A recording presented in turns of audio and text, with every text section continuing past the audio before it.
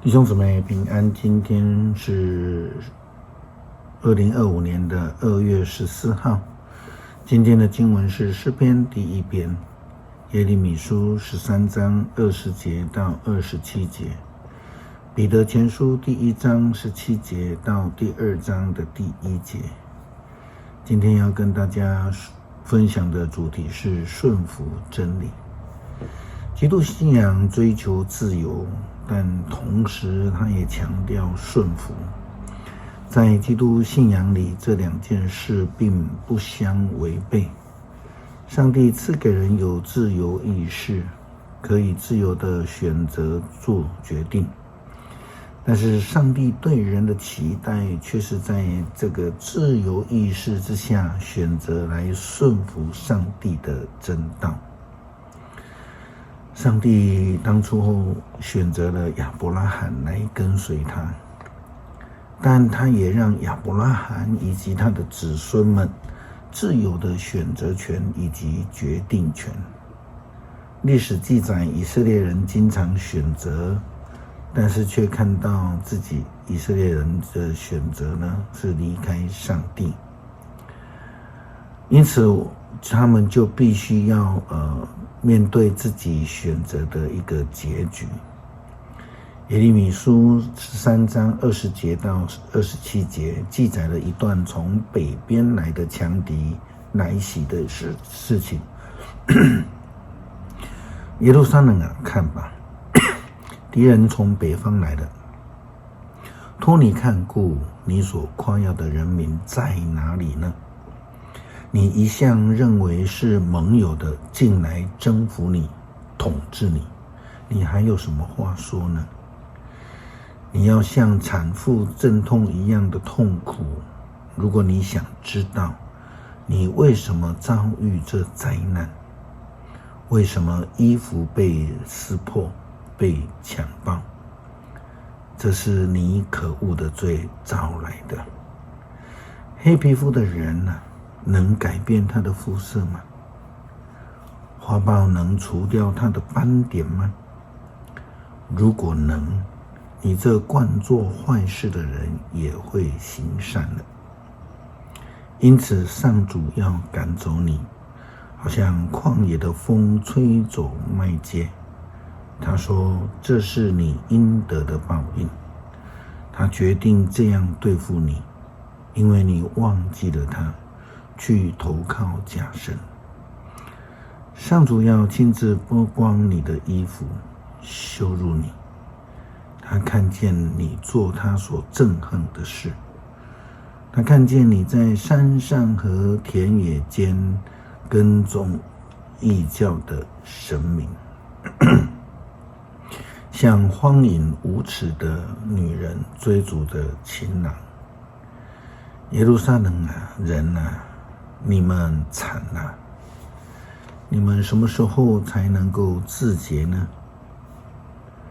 因为他们选择了这个异教的神明，离开了上帝真理的道路。上帝审判人当然是以人的行为作为准则来判断。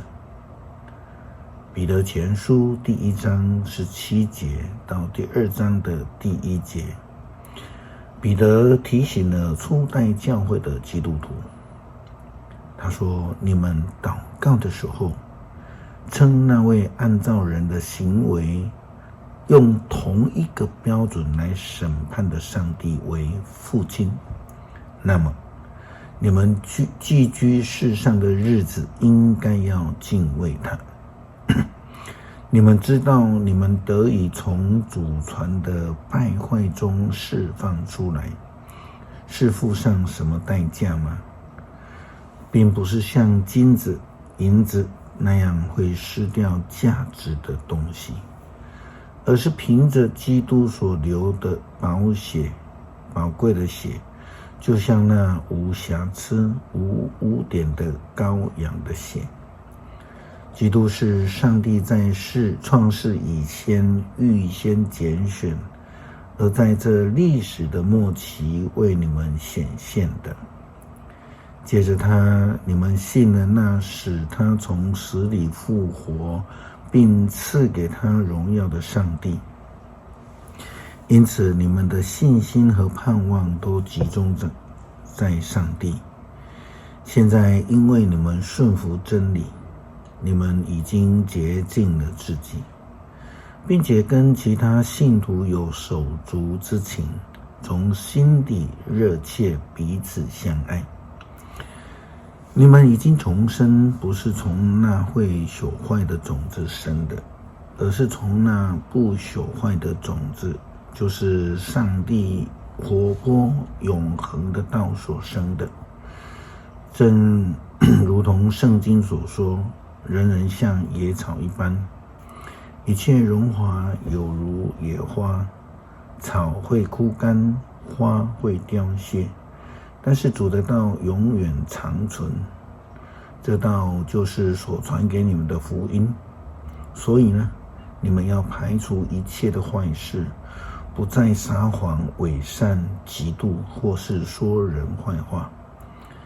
所以彼得他劝勉了基督徒，应当要弃绝一切的恶，要顺服真理，走在真理的道路上面。因为耶稣基督自己曾经说过，我是道路、真理、生命，若不借着我，就没有人能够到父那里去。诗篇第1篇，不从恶人的计谋，不跟随罪人的脚步，不与污慢上帝的人同伙，只爱慕上帝的法律，日夜默诵不倦，这样的人才算为真正有福。他像移植溪水边的果树，按季节结果子，叶子也不凋零，他所做的事情样样的顺利。邪恶的人不是这样，他们像糠秕一样被风吹散。邪恶的人要被上帝定罪，罪人要从义人的群体中被淘汰。上主关怀义人所走的路，邪恶的人却走向灭亡。我们领受真理的教导，选择走向主的道路，为的就是要得到上帝永生的生命。求主帮助我们觉知顺服主的真理，成为主忠心的跟随者。祷告奉主耶稣基督圣名求，阿们。